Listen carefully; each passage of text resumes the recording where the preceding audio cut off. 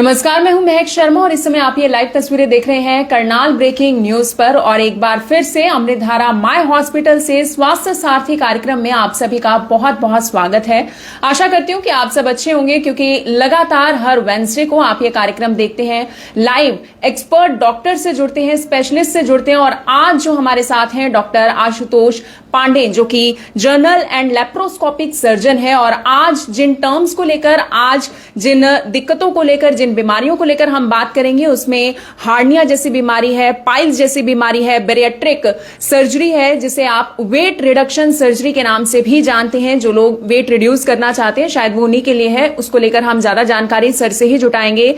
Gall bladder को किस तरीके से आप सेफ रख सकते हैं, किस तरीके से हेल्दी रख सकते हैं, तमाम तरह की जानकारी डॉक्टर आशुतोष के साथ आज हम लेंगे। Hello sir, first of all बहुत बहुत स्वागत आपका। Thank you very much for Karnal breaking news and आपका भी, आप लोग यहाँ आए।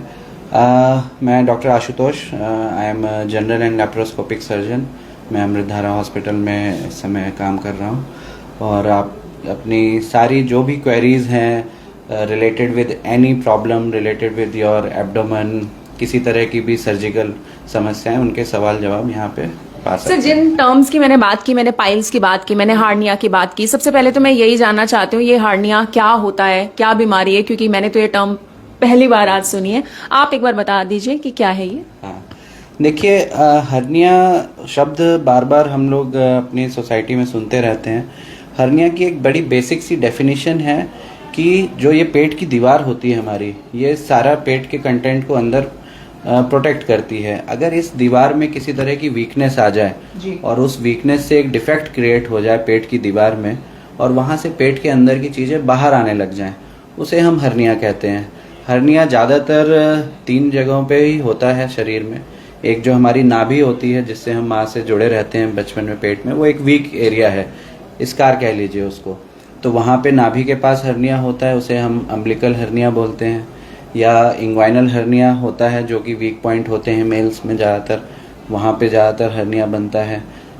यही बेसिकली हर्निया के जो मोस्ट कॉमन टाइप्स हैं सोसाइटी में, इसी को हर्निया कहा जाता है। सर, ये जो स्टोन्स है, पीते की पथरी जिसे कहा जाता है, ये क्या बिना पीते को निकाले भी इसका इलाज संभव है? इसके बारे में आप जानकारी जी नहीं, अनफॉर्चुनेटली पित्ते की पथरी बनती क्यों है, अगर हम इस चीज़ को सोचें तो हमें इसका जवाब मिल जाएगा। क्योंकि पित्ते की पथरी या गॉल ब्लैडर स्टोन तभी बनता है जब गॉल ब्लैडर अपना काम नहीं कर रहा होता है। गॉल ब्लैडर का काम करने का एक तरीका होता है, जिसमें वो जो लिवर से बाइल बनता है, उस पित्ते को, या बाइल कहते हैं जिसे, उसे वो इंटेस्टाइन में पुश करता है जब हम हैवी मील या फैट रिच डाइट खाते हैं। तो अगर गॉल ब्लैडर अपना काम नहीं कर रहा है, तभी उसके अंदर स्टोन बनते हैं। और एक बार स्टोन बन गया, इसका मतलब कि आपका गॉल ब्लैडर अब फंक्शनिंग स्टेट में नहीं है, अब वो एक खराब अंग है शरीर में और वो अपना काम नहीं कर रहा है। तो उसको हम बचा नहीं सकते, हमें उसको हटाना ही है, और वही उसका कंप्लीट सर्जरी होती है। अगर पित्ते को नहीं हटाएंगे तो वो सर्जरी नहीं पॉसिबल है। होने के सर क्या क्या कारण रहते हैं? क्या पीलिया भी कोई बड़ा कारण होता है? पीलिया पथरी बनने के बाद होता है, पीलिया की वजह से पथरी नहीं होती।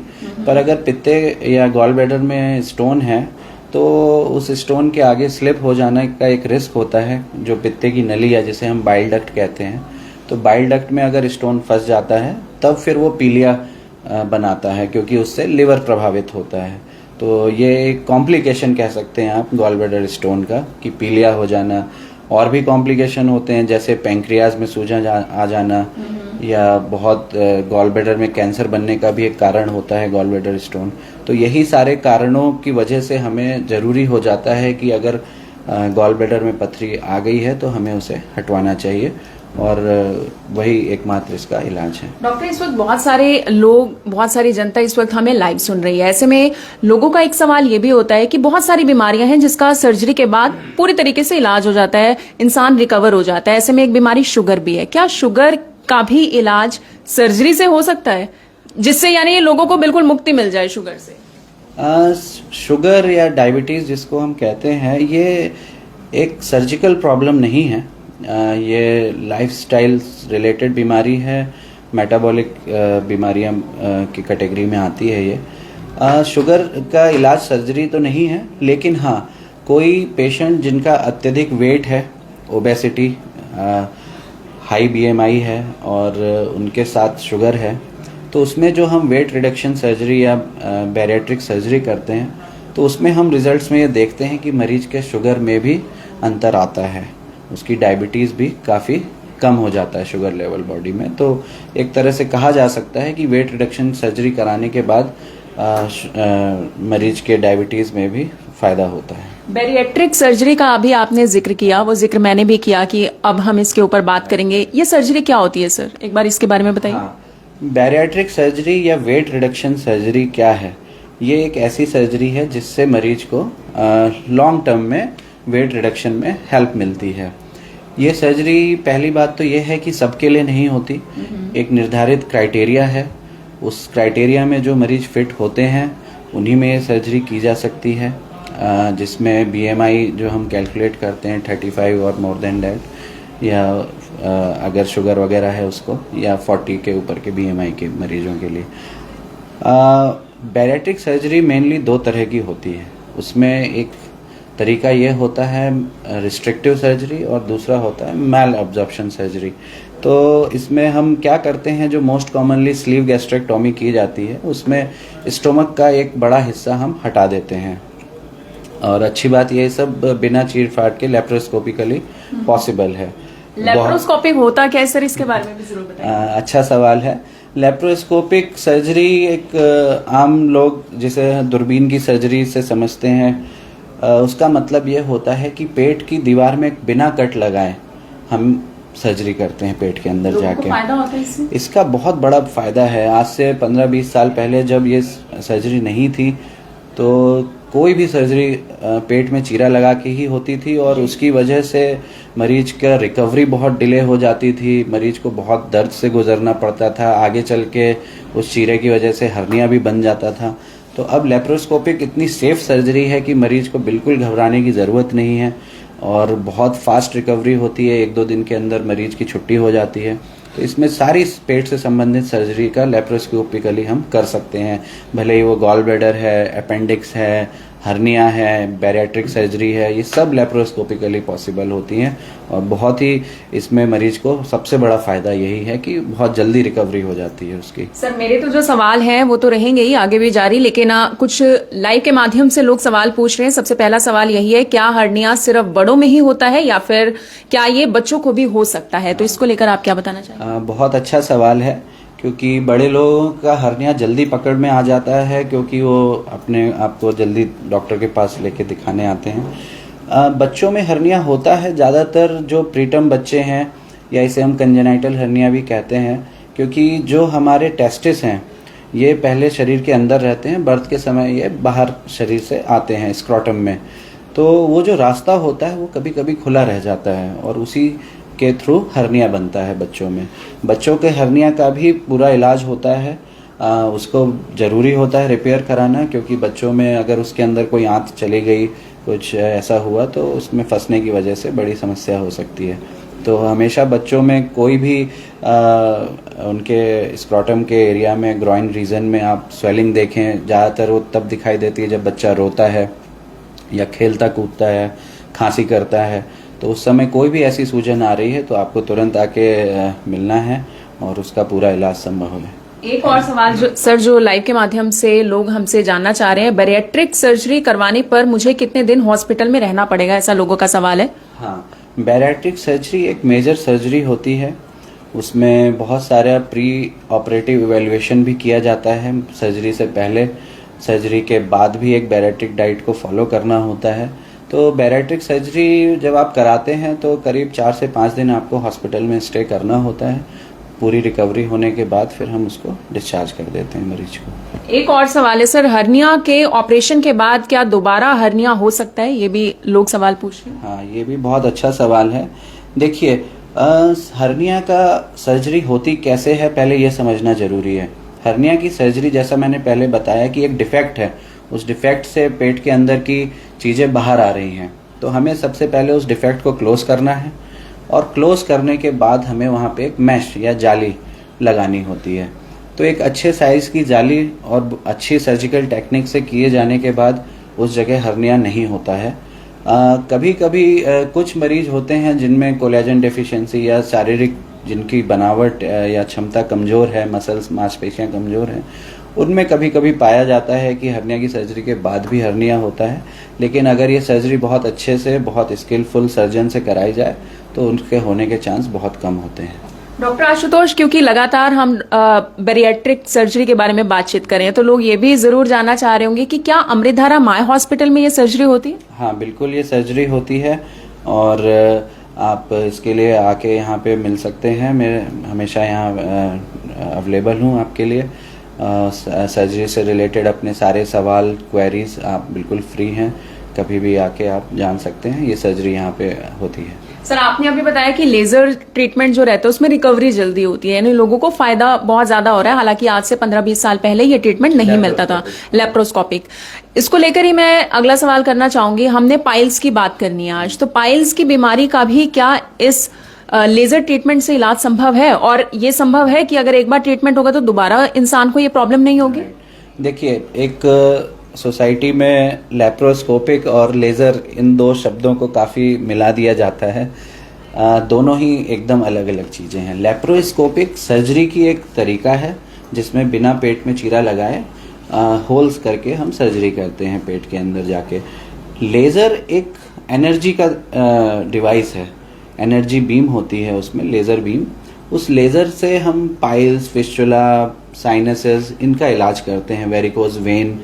तो लेज़र एक एनर्जी डिवाइस है, ठीक है। तो लेज़र से पाइल्स का इलाज होता है, बिल्कुल होता है। और बहुत उसमें एक बड़ा फ़ायदा ये होता है कि रिकवरी फास्ट होती है, मरीज को दर्द कम होता है, ठीक है। तो लेज़र से पाइल्स, फिस्टुला, इन चीज़ों का इलाज किया जाता है। बिना सर्जरी में सर हर्निया का इलाज संभव है?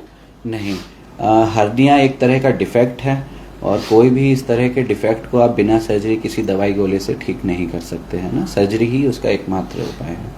फिर से सर लोग यही सवाल कर रहे हैं कि क्या पाइल्स का एक बार ऑपरेशन करवाने के बाद दोबारा पाइल्स हो सकती है? हाँ, ये एक अच्छा सवाल है।